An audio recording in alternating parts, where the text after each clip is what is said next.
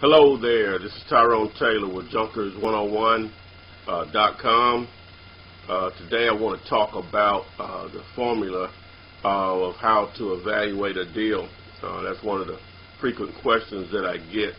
How do you determine what you should ask or what you should try to target as far as putting a deal together between you and the seller?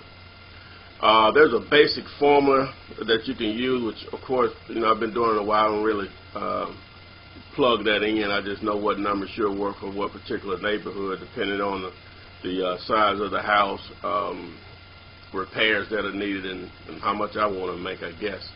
But the basic formula, which hopefully here, this should be on YouTube with their annotations, I can simplify it for you with me explaining it. But we're going to take a house that's worth $100,000.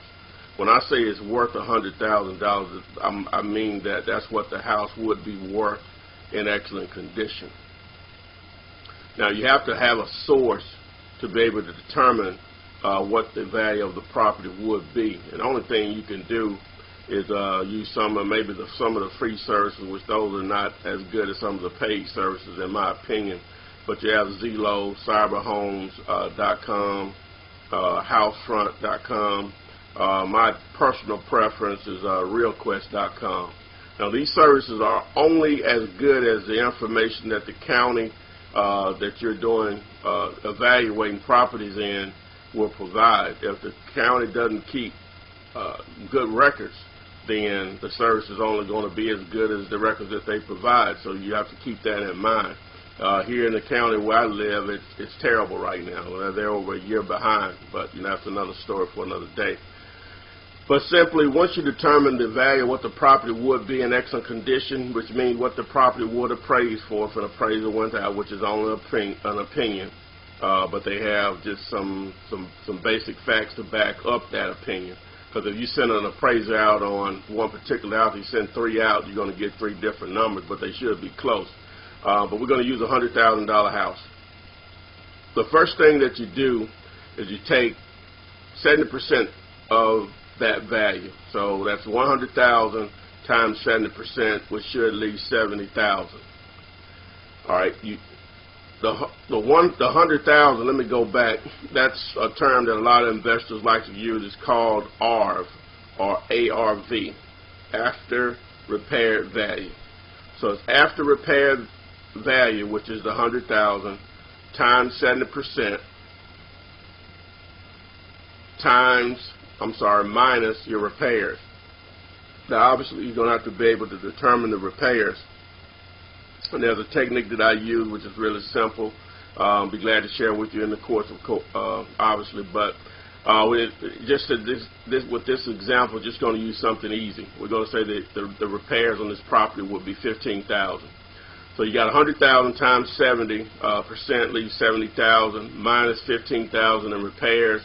That leaves 55,000. All right, now you want to subtract your fee, your assignment fee. Say you want to make $5,000 off this deal. What I do, and I would advise you to do the same, is to times your assignment fee or double it and subtract it from the balance after the repairs, which would be 10,000 in the situation if you want to make 5,000 off the deal.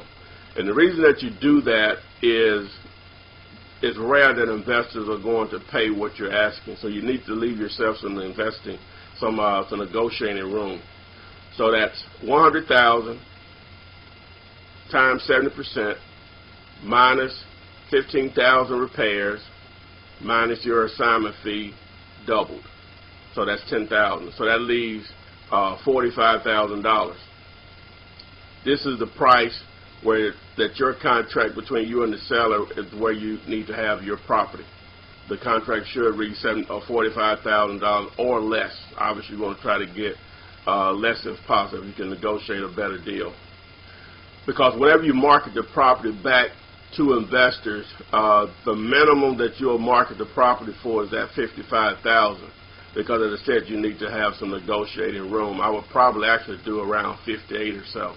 Because once an investor goes out and takes a look at the property, they'll call you back and say, hey, Tyrone, I know you're asking 58 for it, but I can do 51 on it. You know, I'm all over that. Even if he said 48, that's still $3,000. I'm all over that, because I probably will only have had an hour of my actual time invested in this deal, and probably $10 earnest money check. And especially if it's a new investor, someone I've never done business with before, the way I look at it, he just paid me $3,000 to be added to my buyers list. That's great, only in America. But that's the basic formula that you use to evaluate properties. I didn't come up with this. I was trained on it just like I'll train you. So it's not brain surgery. Information is out there in abundance. But that's my little twist to it as far as doubling the assignment fee for negotiating purposes. But this is Tyrone Taylor with Junkers101.com. Please subscribe to my YouTube channel. Rate the video. Definitely visit Junkers101.com for more audios on investing tips and also deals that I've done. Obviously, I have more videos at my channel, Teach Me Flipping, here on YouTube. And you know you can always call me, 205-492-3425. If I don't answer, always leave a message. Also, send me a message or an email via YouTube or at my actual email address. Thank you and have a great day.